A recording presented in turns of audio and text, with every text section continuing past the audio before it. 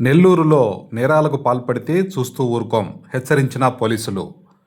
నెల్లూరు నగరంలో ఓ కీలక పరిణామం చోటు చేసుకుంది.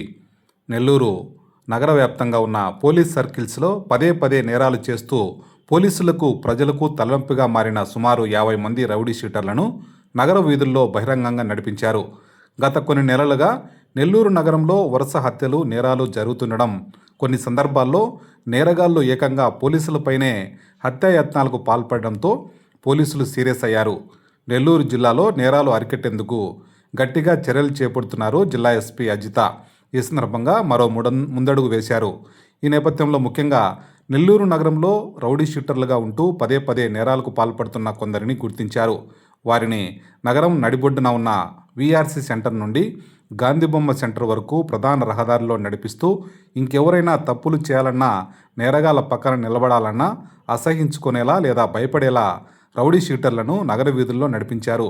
పోలీస్ యాక్షన్లో ఇది కేవలం ఒక శాంపిల్ మాత్రమేనని, ఇక మీదట ఎవరైనా నెల్లూరు నగరంలో నేరాలు చేయాలన్నా, కత్తి పట్టాలన్నా 1కి 10 సార్లు ఆలోచించుకునేలా నేరగాళ్లపై ఉక్కుపాదం మోపేలా పోలీసులు చర్యలు ఉండబోతున్నాయని సంకేతాలు తెలిపారు.